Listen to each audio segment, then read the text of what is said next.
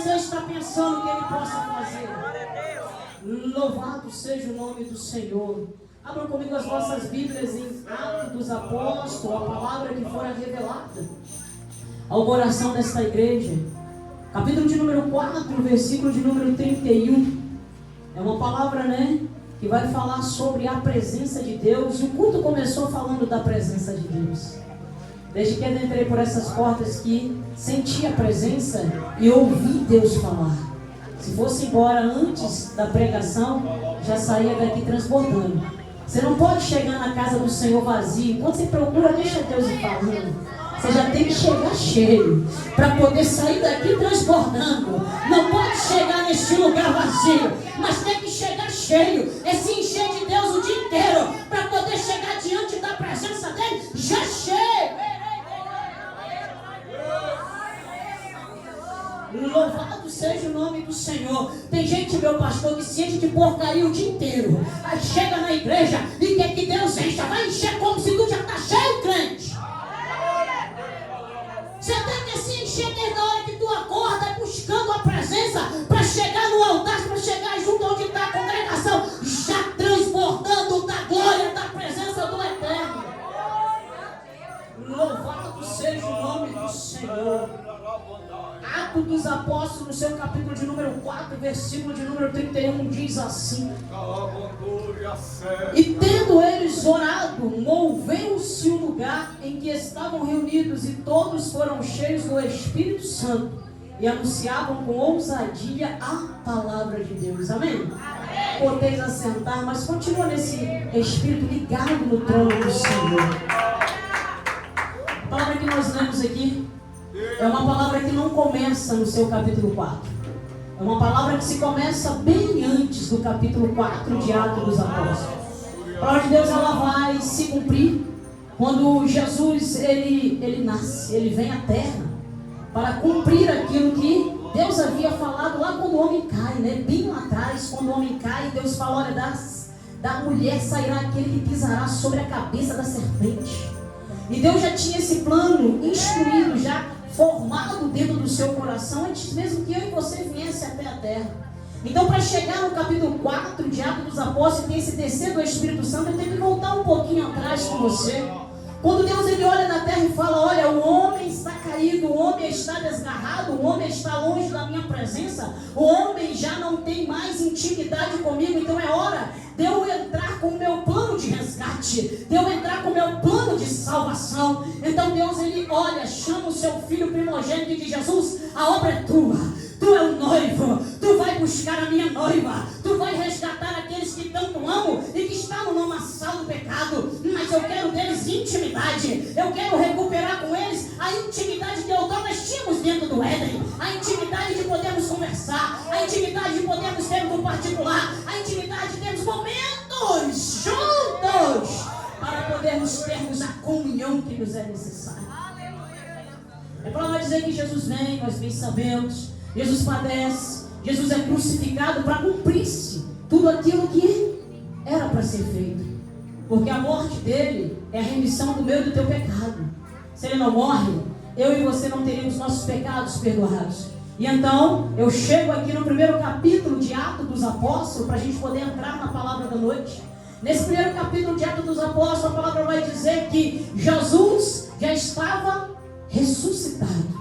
E por 40 dias ele passa ali para poder dar os últimos ensinamentos para os teus. E a palavra vai lá em Coríntios, no capítulo 16, vai dizer assim: olha, tinha 500 ainda que estavam ouvindo Jesus ressurreto, vendo que ele havia sido crucificado, mas que ele estava vivo, que a morte não prendeu ele, mas foi o cumprimento da promessa, que caberia que ele morresse, mas para que nós estivéssemos livres, ele ressuscita ao terceiro dia, e a espaço de 40 dias sobre a terra ainda dá ensinamento para os teus fortificando, dizendo: olha só, eu falei para vocês, mais ou menos assim, parafraseando, eu falei para vocês que padeceria, eu falei também para vocês que ressuscitaria, agora vocês estão vendo, eu estou vivo, leve a minha palavra, se fortifique, não desvie dos vossos caminhos, porque era para cumprimento daquilo que estava no coração do Pai, que eu padeci.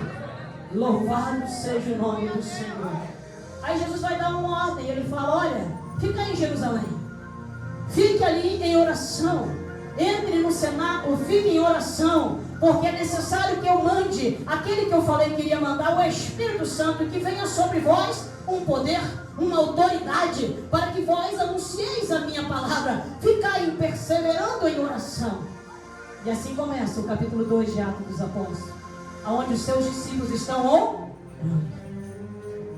Então aí é que começa a palavra de Deus para os nossos corações nessa noite. Nós queremos muito avivamento, mas não queremos intimidade. Nós queremos muito avivamento, mas não queremos renúncia. Nós queremos muito avivamento, mas não queremos o autor do avivamento. Não queremos desprender do nosso tempo para podermos estar buscando a tua presença. Como o irmão trouxe aqui nesta noite, Davi, a primeira coisa que ele faz é: eu preciso da presença. Ouro e prata não me corrompe. Eu quero a presença.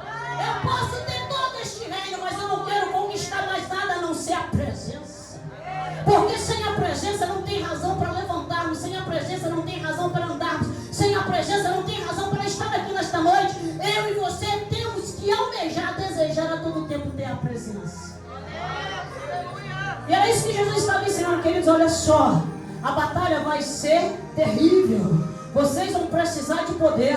Vocês vão precisar estar sempre comigo. Apesar de eu ter ido para o Pai, eu vou deixar o Espírito Santo. Vocês vão precisar de autoridade. Então fiquem reunidos em oração. Quando Jesus está nesses 40 dias ensinando, senhores e senhoras, Ele está exatamente ministrando para umas 500 pessoas. Mas quando o Atos dos Apóstolos vai relatar a descida do Espírito Santo, nós só temos 120 orando unanimemente por 10 dias no templo e buscando a promessa que Jesus havia feito para eles. Fica, porque eu vou mandar o poder sobre a vossa vida. Fica unanimemente orando, porque eu vou derramar eu o poder sobre as vossas vidas. Foram 10 dias, pastor. 10 dias de adoração ao Senhor. E às vezes a gente é engraçado, né? A igreja, ela teve que montar culto de oração. E às vezes eu fico pensando: oh meu Deus, como isso é contraditório a Atos dos Apóstolos. A igreja não precisava de culto de oração, a igreja orava. A igreja não precisava ser chamada para orar, a igreja orava. E hoje, para poder fazer os crentes orar, os pastores têm que botar dia de culto de oração. Para que eu e você tenhamos intimidade, tem que instituir um dia para que você lembre que você precisa de orar para falar com Ele. Para a vergonha, né, da elite pastoral, nós temos que fazer isso. Porque a igreja não se desperta que ela precisa de Deus. A igreja não se desperta que ela precisa ter intimidade. Mas a igreja quer cura, a igreja quer bênção, a igreja quer derramar. Mas a igreja não quer ter intimidade com o Pai. E sem intimidade e sem busca, não tem avivamento. Sinto em te informar. Estes homens viveram o capítulo 4, porque no capítulo de número 1, 2, eles estavam reunidos por 10 dias. Pensa, 10 dias apenas orando, apenas clamando, apenas salmodiando, apenas bendizendo, apenas enaltecendo o nome do Deus eterno. Não foi uma hora, foram 10 dias. Multiplica 10 por 24 horas e você vai ter a noção de quantas horas aqueles homens estavam trancados e apenas dizendo: oh glória, hosana nas alturas. Enquanto um dormia, o outro estava avivado, enquanto o outro estava avivado. E assim a igreja foi ficando 10 dias em oração. Chama a igreja para fazer 4 horas de joelho. Eita Deus grandão! Eu vim aqui pregar para você a palavra.